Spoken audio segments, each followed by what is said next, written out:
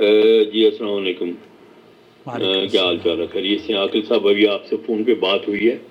میں پھر دوبارہ اپنا جو ہے مدعا وہ بیان کر رہا ہوں کہ میرے والد کا انتقال ہوا تھا 1980 میں. اس کے بعد میری والدہ کا انتقال 1.5 سال کے بعد 1981 کے اینڈ میں ہوا تھا. اس کے بعد سے میں تو یہیں سعودی عربیہ میں ہوں. کوئی 45-46 سال ہو گئے. اور یہ ہے کہ وہاں پہ میرے 2 چھوٹے بھائی اور ہمشیرہ رہتی تھی. تو والدہ بھی تھی. والدہ کا تو خیر انتقال ہو گیا. تو میں یہاں پہ ہوں. میری معلومات کے مطابق وہ جو مکان ہے، گھر ہے، اس کا وہ وراثت کا ہے. اس کو اگر بیچتے ہیں تو اس کے 2 حصے جو ہیں، ایک حصہ جو ہے وہ دونوں بہنوں کو جائے گا، اور باقی جو ہے 4 بھائیوں میں برابر کا تقسیم ہوگا.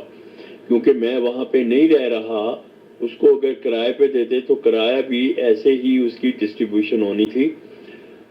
لیکن میں کیونکہ وہاں پہ نہیں رہ رہا، وہاں پہ 2 بھائی ہیں، وہ رہ رہے ہیں اور وہ اس کو فلی انجوائے کر رہے ہیں. اوکے. اس میں سے میں پوچھنا چاہ رہا ہوں کہ اگر اس کو ایویلیویٹ کرایا جائے کہ اسے اس کا کرایہ تقریباً 10,000 روپے مہینے کا آتا ہے، تو اس میں سے ان کا شیئر جو بنتا ہے کہہ لیں کہ 2,000 روپیہ، وہ 2,000 روپیہ شیئر 2,000 دونوں بھائیوں کا، تو باقی 6,000 جو ہے وہ 2 بھائیوں کا.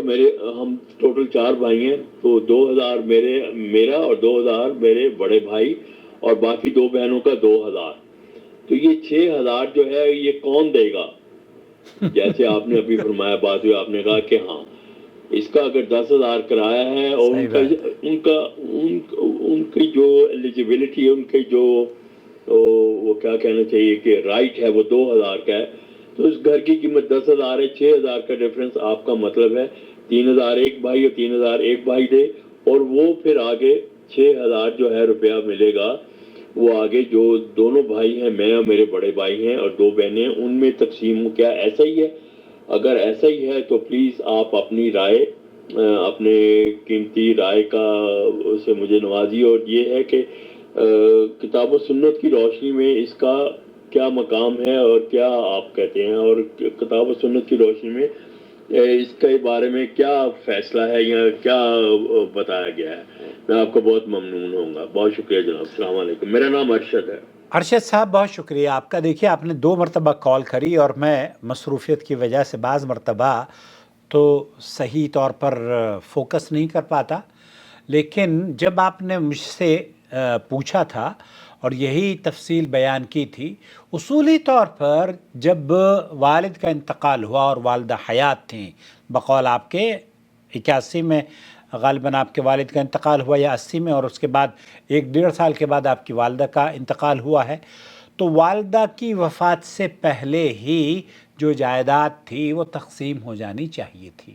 یہاں تاخیر ہوئی ہے، اس کا مطلب یہ ہے کہ اس تاخیر کا کوئی نہ کوئی تو ذمہ دار ہے یا کوئی نہ کوئی تو وجہ رہی ہوگی. بہرحال لیکن جب تاخیر ہوئی، والدہ کا انتقال ہو گیا اور ان کا جو شیئر تھا وہ اس میں ضم ہو گیا. ایسی صورت میں جو گھر ہے، جو پراپرٹی ہے، اب اس سے کسی خاص شخص کا فائدہ اٹھانا غیر اسلامی نظر آتا ہے. کیوں؟ کیونکہ یہ پراپرٹی ایک آدمی کی پراپرٹی نہیں ہے، یہ پراپرٹی ورثہ کی پراپرٹی ہے. یہ پراپرٹی آپ کی بہنوں کی بھی ہے اور آپ کے بھائیوں کی بھی ہے. ان لوگوں کی ہی صرف نہیں ہے جو کہ اس سے، جیسے آپ نے لفظ استعمال کیا ہے، انجوائے کر رہے ہیں.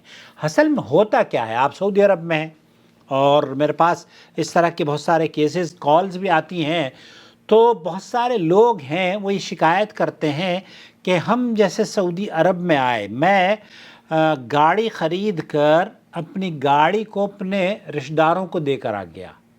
اب رشتہ دار بجائے اس کے کہ اس کی حفاظت کرتے موٹر سائیکل کی یا گاڑی کی، وہ اس گاڑی کو استعمال کرنا شروع کر دیتے ہیں، وہ اپنا رائٹ سمجھتے ہیں۔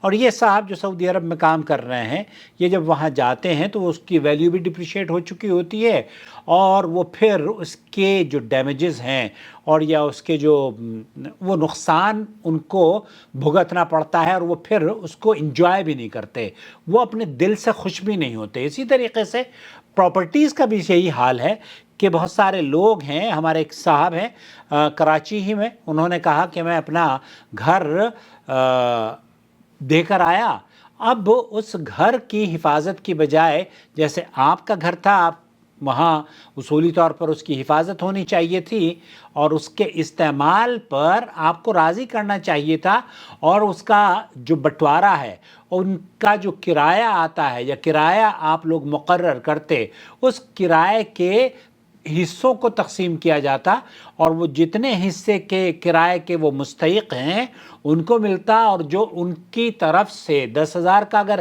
کرایہ ہے تو وہ اپنا حصہ اس میں سے نکال لیتے، اور باقی کا کرایہ اپنی بہنوں کو یا اپنے بھائیوں کو ان کو دینا چاہیے تھا۔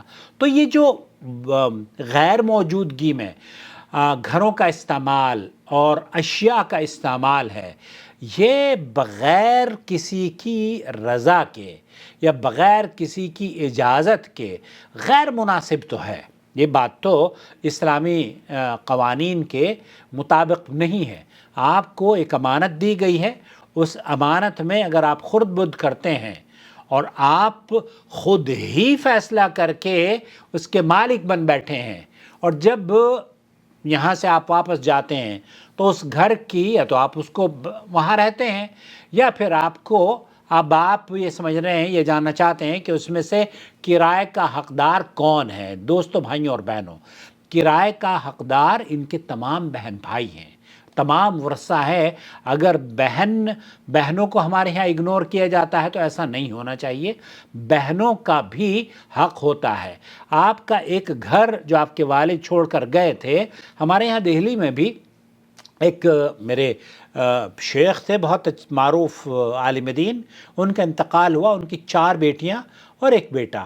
انتقال کے بعد بیٹیوں کے وہ صرف ایک گھر ان کا، تو لڑکے نے یہ کہا کہ یہ گھر میرا نہیں ہے، یہ میری بہنوں کا بھی حصہ ہے، اور شروع ہی کے دن سے اس نے اس گھر کو بیچ دیا، اور بیچ کر جو ان کا اماؤنٹ تھا وہ اماؤنٹ تقسیم بھی کر دیا۔ بہن کہتی رہی کہ بھائی تمہارے پاس تو تمہارا اپنا گھر بھی ہے، والدہ بھی ہیں، اب کیسے تم کہاں رہو گے؟